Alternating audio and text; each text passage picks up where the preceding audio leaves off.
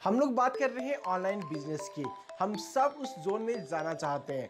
तो ये online business की सबसे बड़ी डिसएडवांटेज और सबसे बड़ी चैलेंज ये है कि अगर मैं कोई भी चीज़ भी आपको वन टू वन सेल कर रहा हूँ, कोई भी प्रोडक्ट या सर्विस में आपको वन टू वन सेल कर रहा हूँ, अगर आपको कोई भी डाउट या कोई भी क्वेरी है तो मैं आपको उसका आंसर कर सकता हूँ, आपके डाउट्स को मैं क्लियर कर सकता हूँ। लेकिन ऑनलाइन बिजनेस में, आपके ऑनलाइन सेल्स पेज में, वहाँ पे तो कोई भी नहीं है। सो डू यू अंडरस्टैंड कि अगर मैं ऑनलाइन बिजनेस करना चाहता हूं सही तरीके से, ढंग से, तो मेरे को कॉपीराइटिंग स्किल सीखना नेसेसरी है, सीखना ही पड़ेगा। ठीक है, अच्छे से सीखना पड़ेगा। और आपको ये बात भी समझना होगा कि आपकी सारी चीज़ें एक तरफ, सारी चीज़ें सही हैं आपकी एक तरफ है, और आपकी कॉपीराइटिंग सही नहीं है उसको दूसरी तरफ कर दीजिए। डू यू एवर थिंक कि हम लोग वहाँ पे कभी सेल कर पाएंगे? वहाँ पे आप, मैं या कोई भी इंसान? नहीं, बिल्कुल भी नहीं। Answer is no. इसलिए कॉपीराइटिंग स्किल सीखना मैंडेटरी है हर एक इंसान को, वो कोई भी प्रोफेशन में हो। Because copywriting is the soul of online business, online selling. जैसे मैं आपको एक छोटा सा एग्जांपल देता हूं। एक सॉफ्टवेयर है मार्केट में, ठीक है, एडस्क्रिप्ट्स बोल के। जब आप उनका सेल्स पेज में लैंडिंग करोगे, ठीक है, जब आप उनका सेल्स पेज में लैंड करोगे, वहां पे आप देखोगे, वहां पे लिखा रहेगा 100% क्लाउड बेस्ड ऐप। वहां पे उन 3 वर्ड्स का इंपॉर्टेंस पता है क्या है? मान लो वहां पे कोई इंसान गया, सारी चीजें देखा, सारी चीजें उसने पढ़ा, सारी चीजें उसको क्लियर है, अब बस वो प्रोडक्ट खरीदने ही जाता है। लेकिन उसको एक क्वेश्चन एनकाउंटर हो जाता है। वो सोचता है कि अरे यार, ये प्रोडक्ट, ठीक है, मैक में चलता है या विंडोज में चलता है? अगर उसको ये क्वेश्चन आ गया तो क्या वो वहां पे प्रोडक्ट वो खरीदेगा? नहीं खरीदेगा। वो अपॉर्चुनिटी, वो सेल वहां पे खत्म हो जाएगी। सो वहां पे just because of that 3 words, 100% cloud based app, तो वो मोबाइल फोन हो, एंड्रॉइड हो, आईफोन हो, ठीक है, मैक हो, विंडोज है, फर्क नहीं पड़ता, हर एक में चलेगा वो। So just because of that 3 words उनकी कमती में 10 सेल एक्स्ट्रा हो जाती हैं, 10 सेल बचती हैं। So do you understand the power of 3 words? कितना पावर होता है? और ये है कॉपीराइटिंग का पावर। इसीलिए आप अपने वेबसाइट में क्या लिखते हो और क्या नहीं लिखते हो, ये बहुत ज़्यादा मैटर करता है। और इन सारी चीज़ों के बारे में आज हम लोग बात करने वाले हैं इस वर्कशॉप में। I hope you are excited. मैं आपको दूसरा एग्जांपल देता हूं। मैं एक वेबिनार अटेंड कर रहा था और वहां पे मेरे को ये सही एग्जांपल दिखा, तो मैं आपको वो शेयर करना चाहता हूँ। Red kidney beans in a spicy gravy, Pachranga pickle, kachumber, raita, steam rice and poppadom. अगर पता है तो कमेंट करके बताइए। और दूसरा था spicy and tangy chickpeas serve with a baked leavened, kachumber and Pachranga pickle. कोई गेस कर सकता है? अगर पता है तो नीचे कमेंट कीजिए। ठीक है, पॉज कीजिए वीडियो को, नीचे कमेंट कीजिए। और नहीं पता तो मैं बता देता हूँ। जो पहला वाला था वो है राजमा चावल 825 के, और दूसरा था छोले कुलचे 825 के। द ओनली डिफरेंस इज कि ये अपनी कोई लोकल शॉप की दुकान की नहीं थी, ये थी ताज होटल की menu. That's all. And this is the power of copy writing. क्या आप वर्ड्स को यूज करके, क्या आप शब्द को यूज करके आप सेलिंग कर पाते हो या नहीं? ये बहुत ज़्यादा मैटर करता है, ये बहुत ज़्यादा इंपॉर्टेंट है। And this is all about perception game. Suppose मेरे पास एक रेस्टोरेंट है, रेस्टोरेंट में जो लाइट्स लगी वो काफ़ी ज़्यादा शानदार है, जो अंदर का इंटीरियर है वो काफ़ी ज़्यादा ज़बरदस्त है, ठीक है, काफ़ी ज़्यादा सूदिंग है, जो उसका अंदर का फर्नीचर है वो काफ़ी ज़्यादा लग्जरियस है। बात करते हैं हम लोग एक सैलून की। सैलून है, उसके अंदर का डेकोरेशन काफ़ी ज़्यादा शानदार है, अंदर की जो इंटीरियर है वो ज़बरदस्त है, और ऑटोमेटिकली हम लोग उस सैलून को ट्रस्ट करेंगे। अगर हम लोग को वहाँ पे काफ़ी ज़्यादा सैलून दिख रहा है, लेकिन जिस सैलून को हम लोग देखेंगे कि ये ज़्यादा अट्रैक्टिव है, ये ज़्यादा काफ़ी ज़्यादा देखने में सूदिंग दिख रहा है, काफ़ी ज़्यादा अंदर से शानदार दिख रहा है, थोड़ा प्रीमियम दिख रहा है, उसको हम लोग ऑटोमेटिकली ट्रस्ट करेंगे और हम लोग इसी को चूज करेंगे, क्योंकि हम लोग को लगेगा हाँ भाई ये थोड़ा ट्रस्टेड है और ये मेरे के लिए सही हो सकता है as compare to other. Similarly जो आपका वेबसाइट है उसका जो स्ट्रक्चर है वो बहुत ज़्यादा इंपॉर्टेंट है, जो इसमें चीज़ आप लिखते हो वो इंपॉर्टेंट है। और वो आपका जो वेबसाइट है वो आपका मान लो एक शॉप है, और जो आपका शॉप है उसको काफ़ी अच्छे से काफ़ी अच्छे से आपको फर्निश करना होगा, उसको वेल स्ट्रक्चर करना होगा, उसको डिजाइनिंग करना होगा, और ये सारे काम आपको खुद से नहीं करना है, आपको ये आउटसोर्स कर सकते हो। सो ये बहुत ज़्यादा इंपॉर्टेंट चीज़ें हैं। और सिमिलरली आप ये सारी चीज़ें आपको उसमें जो भी एलिमेंट्स वगैरह लगाना है वो आपको लगाना होगा, लाइक योर शॉप। ठीक है, and I hope that it makes sense to you. और जो सबसे बड़ा एडवांटेज होता है ऑनलाइन सेलिंग में वो है आपका words. The biggest advantage of online shop और online selling is your words, and that's why it is something which is super important. एक और एग्जाम्पल देता हूं मैं आपको। There are some veg restaurant and there is no difference between in a veg restaurant and in a premium veg restaurant.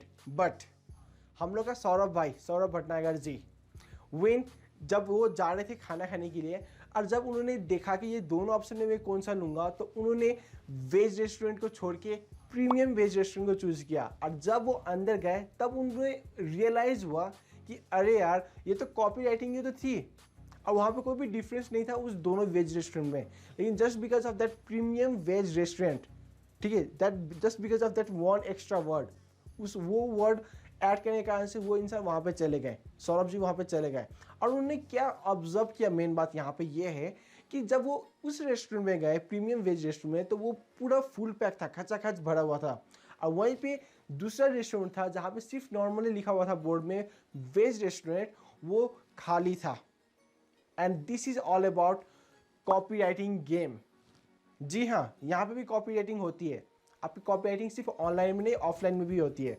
और उन्होंने यही observe किया कि जहाँ पे प्रीमियम वेज रेस्टोरेंट लिखा हुआ था वो फुल्ली पैक्ड था, और जो like normal veg restaurant ordinary तरीके से लिखा हुआ था उसमें लोग बहुत ही कम थे। मैं आपको एक छोटा सा हिंट देता हूँ कॉपी राइटिंग का। जैसे कि एक सेल्स पेज है, वहाँ पे काफ़ी सारे बोनसेस हैं। अब वहीं पे एक बोनसेस वहाँ पे क्या रहता है, 4000 इमेजेस। लेकिन जब एक नॉर्मल इंसान लिखता है, एक कंटेंट राइटर उसको लिखता है, तो वो लिखेगा 4000 इमेजेस। एक नॉर्मल इंसान क्या लिखेगा, उसको 4000 इमेजेस उस बोनस को। लेकिन एक आप अच्छा कॉपी राइटर को लेकर आओ तो वो क्या लिखेगा, 4000 एचडी इमेजेस। उसको और इम्प्रूव करने के लिए बोलोगे तो अब वो लिखेगा 4000 4K एचडी इमेजेस। आप समझ रहे हो। और उससे काफ़ी ज़्यादा एक्सपीरियंस इंसान को बोलोगे या फिर कुछ और टाइम लगा के उसको बोलोगे इसको थोड़ा और ज़्यादा ज़बरदस्त बनाओ, इसको ज़्यादा और इम्प्रूव करो, तो उस सेम चीज़ को वो लिखेगा 4000 4K अल्ट्रा एचडी इमेजेस। अब आप यहाँ पे देखो, पहले वो क्या था 4000 इमेजेस, अब यहाँ पे क्या है 4000 4K अल्ट्रा एचडी इमेजेस। जो इसका परसीव्ड वैल्यू है वो ग्रेजुअली इंक्रीज हो गया। दे हम लोग इसको एज अ बोनस ही रहे हैं, बोनस में, ठीक है। जो इंसान इसको दे रहा है वो एज अ बोनस ही दे रहा है, डिलीवरी भी सेम है, सब कुछ सेम है, लेकिन जो उसका परसीव्ड वैल्यू है वो ग्रेजुअली इंक्रीज हो गया। So the content that you right in your website that has so much of power, उसके पास बहुत ज़्यादा पावर होता है। आपकी वेबसाइट में कोई भी वहाँ पे सेल्स पर्सन नहीं है, जो आपका वर्ड्स है वही एक सेल्स पर्सन है, वही वहाँ पे सेल करेगा। Not even a good looking images और अ वेबसाइट, वो भी आपको कन्वर्जन नहीं लेकर आएगी। जो मेन कन्वर्जन आती है वो है आपकी वर्ड्स के कारण। सो क्या आप अपने वेबसाइट में लिखते हो और क्या नहीं लिखते हो और कैसे लिखते हो, ये बहुत ज़्यादा मैटर करता है। आप अपने वहाँ पे जो भी कंटेंट जो भी आप उसमें लिखे हो अपने वेबसाइट में, उसके एक बार रिवाइज करो, दूसरा बार रिवाइज करो, तीसरा बार, चौथा बार उसको टाइम मैनेजमेंट रिवाइज करो, सो दैट कि आपका वहाँ पे कोई भी कन्वर्जन है वो ज़्यादा से ज़्यादा कन्वर्जन हो। जैसे मैंने बताया कि आपका वहाँ पे कोई भी सेल्स पर्सन नहीं होता है। So your words is your sales person, और यही अपना बिगेस्ट एडवांटेज है ऑनलाइन सेलिंग में। सो मेक श्योर दैट कि आप उसका टाइम मैनेजमेंट रिवाइज करते हो और टाइम लगा के आप वहाँ पे लिखते हो। करना चाहो तो आप खुद से भी कर सकते हो, वरना आप एक प्रोफेशनल कॉपी राइटर को आप हायर भी कर सकते हो। The first rule of copy writing is ना मज़ा नहीं आया। The first rule of Asif Khan copy writing is headline. The most important is headline. अगर आप हेडलाइन लिखने के लिए पूरा दिन लेते हो तो मैं माइंड नहीं करूँगा, ट्रस्ट मी, मैं माइंड बिल्कुल नहीं करूँगा। अगर पूरा दिन भी लेते हो तो, क्योंकि एक हेडलाइन आपका डिफरेंस ला सकता है 3 to 5 टाइम्स का। मैं यहाँ पे 3 से 5 सेल का एक्स्ट्रा की बात नहीं कर रहा हूँ, मैं यहाँ पे बात कर रहा हूँ 3 to 5 times, which means 300 to 500 times का डिफरेंस आ सकता है just because of one headline. आप देखोगे कि काफ़ी ज़्यादा फेसबुक पोस्ट आपको वहाँ पे लाइक आते हैं, लेकिन उनमें से कुछ फेसबुक पोस्ट कुछ यूनिक सा होते हैं जिसको हम लोग को ऑटोमेटिकली क्लिक करने का मन करता है, इंटरेस्टिंग सा होते हैं कि ऑटोमेटिकली हम लोग को रीड करने का मन करता है, और वो फेसबुक पेजेस ऑटोमेटिकली ज़्यादा रेवेन्यू कमा रहे हैं as compare to any other Facebook group और pages. I hope it makes sense to you. You can see a difference between a normal headline and a curiosity driven headline or a scarcity driven headline. You can see a difference. There can be a difference of 3 to 5 times very minimum when you just write a headline, because many people will do like when they read a headline, and if they like that headline, if they found a kind of unique headline, a kind of a catchy headline, a kind of curiosity and scarcity driven headline, then people will read that whole page automatically. But if they don't like the headline, they will just move away. So it is very necessary that you write a correct headline, a unique headline, so that if people like the headline, they will read all sales page. But if the headline is not curiosity driven or scarcity driven, a kind of unique, a kind of eye catching, then the person will just move ahead and they will just skip it. Okay, so choose your headline and give some time to choose a right headline. Examples of headline: weight loss news के बारे में बात करते हैं, ठीक है। This help even the must time cross person lose weight. आपको दिख रहा है, अब इसी को मैंने ऐसा चेंज कर दिया, this help even the must time person lose weight. अब आपको यहाँ पर दिखता होगा कि ये दोनों में डिफरेंस क्या है। आप देख सकते हो, हम लोगों ने बचपन में स्कूल में तो पढ़ा था ना इटैलिक बोल्ड कलर्स के बारे में, तो उसको कहाँ यूज करना है, कॉपी राइटिंग में। आप ये जो चीज़ देख रहे हो, आप क्या चीज़ अपने सामने वाले कस्टमर के दिमाग में आप चमक लाना चाहते हो, उसको चमकाना चाहते हो, लाइक वहाँ पे उसको लूज वेट करना है, ठीक है, उसको लूज वेट हम लोग को करवाना है, तो उसको हम लोग ने रेड में लिख दिया। लेकिन उसके पास सबसे बड़ा चैलेंज, सबसे बड़ा ऑब्जेक्शन क्या है कि उसके पास टाइम है ही नहीं। तो उसका जो ऑब्जेक्शन है सबसे बड़ा, उसको हम लोग ने हेडलाइन में कंप्लीट कर दिया by saying this help even the must time crush person lose weight. अगर किसी को लूज वेट करना होगा, वो उसको उसका आंख में चमक जाएगा। अगर किसी को वो चीज़ चाहिए, ऑटोमेटिकली उसका आंख में चमक जाएगा। जिसको नहीं चाहिए वो आगे बढ़ जाएगा, लेकिन जिसको ये चाहिए वो इंसान वो प्रोडक्ट को पूरा पढ़ेगा, उस सेल्स पेज को पूरा पढ़ेगा, उस प्रोडक्ट को खरीदेगा भी। आप ऐसे करके हेडलाइन लिखो और आप क्या चीज़ चाहते हो सबसे पहले सामने वाला इंसान उस चीज़ को, हेडलाइन को देख के पढ़े। सो आपको उस चीज़ को ज़्यादा हाईलाइट करना है और सामने वाला इंसान को देखना है।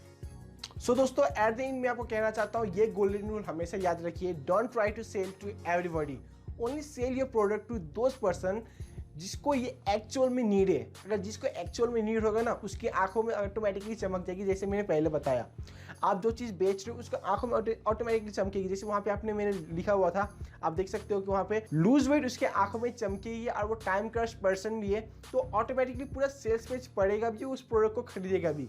और एक चीज़ समझो, जहाँ पे आप लोगों को रिपेल नहीं करोगे, वहाँ पे लोगों को अट्रैक्ट भी नहीं करोगे। अगर आप सबको टारगेट करने लगे तो आप किसी को भी टारगेट नहीं करोगे। सबसे पहले आपको रूल क्या करना है कि आपको सामने वाला पर्सन को सिर्फ एक इंसान को कन्विंस करने के हिसाब से आपको सेल्स पेज लिखना है और उसके रिलेटेड आदमी को हम लोग आगे टारगेट करेंगे। लेकिन आप समझो कि आप एक इंसान को क्रिएट कर लो और आप सिर्फ एक ही इंसान को आप उसको टारगेट करोगे और बाकी को आप रिपेल कर दोगे, उसको हटा दोगे। और एक इंसान को कन्विंस कर लिए तो बाकी इंसान को भी आप कन्विंस कर लोगे। सो this is the golden rule, don't try to sell to everybody, only try to sell your product to those people who actually need it and who are worried and who are suffering from that problem, ठीक है।